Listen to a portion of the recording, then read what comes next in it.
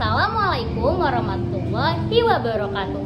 Halo semuanya, perkenalkan nama saya Jihan Anggraini, biasa dipanggil Jihan. Kalau yang ini namanya Blacky. Bismillahirrahmanirrahim.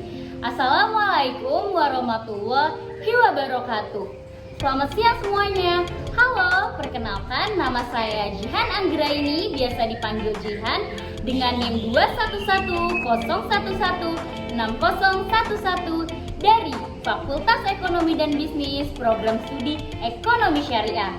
Di kesempatan kali ini, saya membuat video yang ditugaskan oleh Bapak Anwar Fatoni selaku dosen pengampu Keuangan Mikro Islam kelas A. Untuk UCP 1 kali ini, saya memilih dua topik, yaitu yang pertama, ruang lingkup keuangan inklusif, dan yang kedua, strategi nasional keuangan inklusif. Oke, di sini saya bersama tetangga saya. Boleh diperkenalkan dulu dirinya kepada nanti yang akan menonton video ini. Hai, nama saya Iska Rahayu, biasa dipanggil Iska. Umur saya 26 tahun. Oke, terima kasih Kak Iska. Di sini aku boleh ya nanya-nanya dikit mengenai keuangan inklusif. Kak Iska tahu nggak sih keuangan inklusif itu apa? Setahu aku sih, keuangan inklusif itu akses bagi setiap orang ataupun bisnis untuk memanfaatkan produk ataupun layanan keuangan. Oke, baik. Terima kasih ya Kak Iska, jawabannya bener banget. Tapi guys, nanti di sini aku bakalan ngebahas lebih lanjut apa itu keuangan inklusif dan strategi-strategi nasional keuangan inklusif lainnya. Ditonton ya guys. Dan terima kasih Kak Iska. Baik, di sini saya akan membahas keuangan inklusif. Nah, keuangan inklusif ini didefinisikan sebagai kondisi ketika kita setiap anggota masyarakat mempunyai akses terhadap berbagai layanan keuangan formal yang berkualitas secara tepat waktu, lancar, dan aman dengan biaya terjangkau sesuai dengan kebutuhan dan kemampuan dalam rangka meningkatkan kesejahteraan masyarakat. Lalu, selain ada definisinya, pasti ada tujuan dari inklusif keuangan, yaitu yang pertama untuk meningkatkan akses masyarakat pada suatu produk lembaga atau layanan jasa keuangan.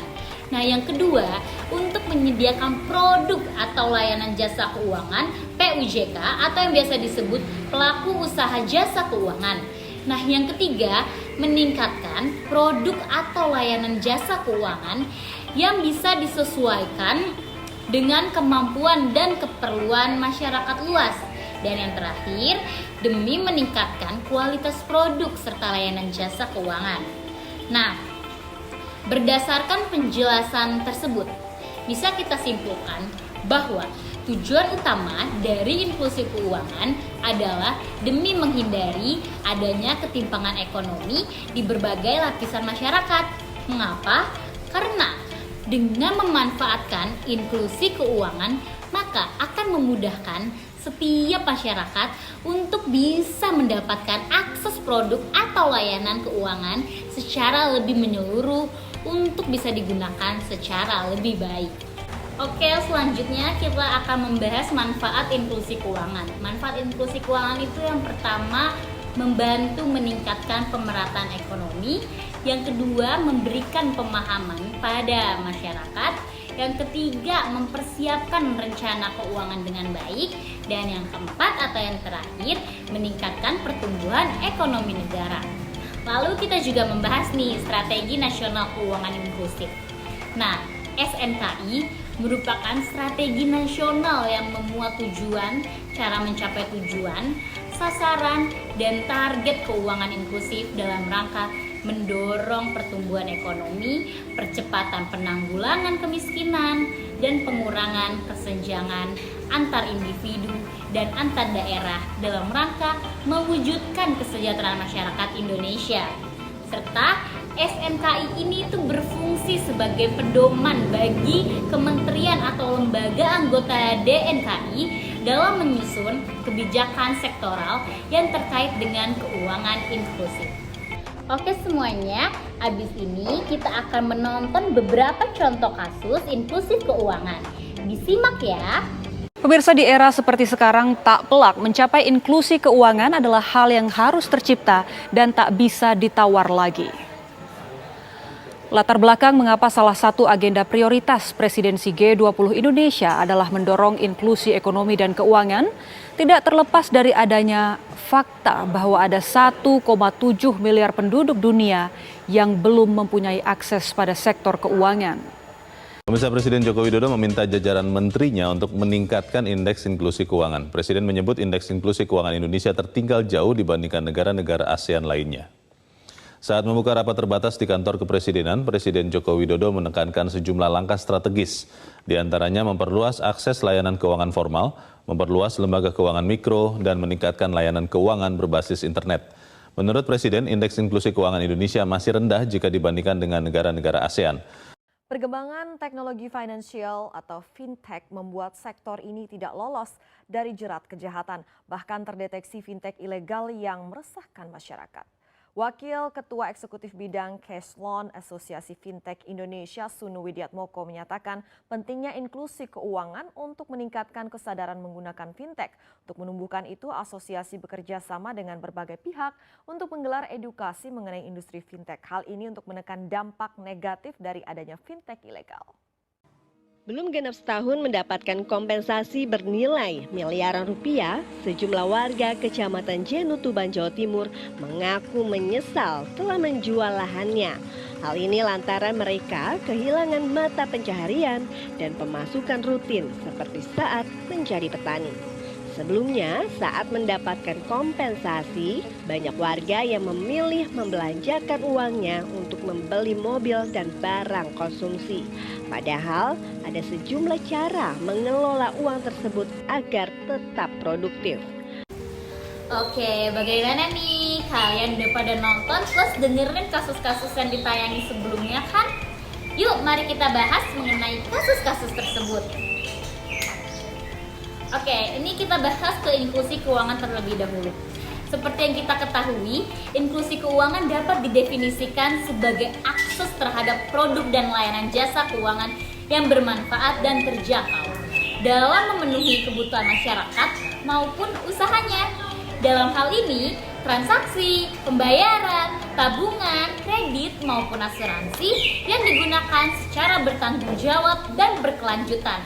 Oke, lantas mengapa di dalam kasus tersebut Presiden kita meminta jajaran menterinya untuk meningkatkan inklusi keuangan? Kalian ada yang tahu nggak?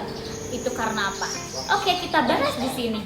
Itu karena inklusi keuangan kita itu tertinggal jauh sama negara-negara Asia lainnya.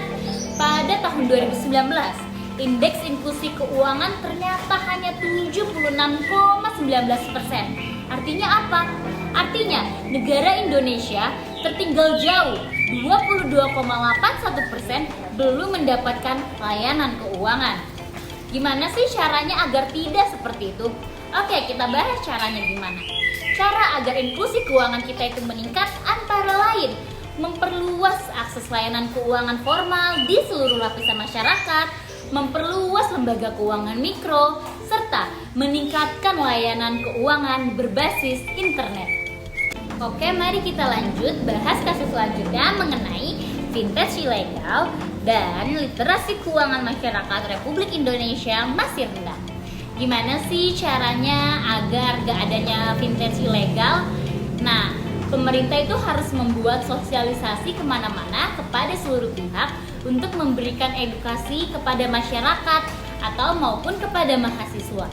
Contohnya, bekerja sama dengan universitas untuk membahas fintech ilegal dan inklusi keuangan itu sendiri. Lalu, kita harus menghimbau kepada seluruh masyarakat untuk meminjam sesuai kebutuhan dan meminjam sesuai kemampuan untuk membayar. Nah, ada nggak sih caranya untuk mengelola keuangan secara produktif di era gempuran literasi keuangan masyarakat yang masih sangat rendah ini? Ada dong pastinya. Caranya antara lain kita harus adanya pendamping saat membuka rekening hingga pemilihan produk investasi maupun asuransi. Mengapa harus seperti itu? Karena di pedesaan itu inklusi keuangan masih sangat rendah. Maka dari itu harusnya ada pendamping saat pembukaan rekening. Nah, di sektor perbankan itu kan seharusnya tuh langsung eksekusi, tidak hanya teori saja. Jadi menurut saya selain teori itu perbankan harus melakukan praktek langsung pembukaan rekening kepada masyarakat di pedesaan. Oke, kita bahas ke Strategi Nasional Keuangan Inklusif atau yang disebut SNKI. SNKI ini bertujuan sebagai upaya mendukung pertumbuhan ekonomi dan mengurangi kemiskinan untuk mewujudkan kesejahteraan masyarakat melalui sistem keuangan yang inklusif. Nah, menurut survei nasional literasi inklusif keuangan Otoritas Jasa Keuangan pada tahun 2019, literasi keuangan di Indonesia baru mencapai 38% dari total penduduk lebih dari 270 juta jiwa. Nah, lantas bagaimana upaya meningkatkan literasi? Bagaimana itu dengan cara Otoritas Jasa Keuangan harus berkolaborasi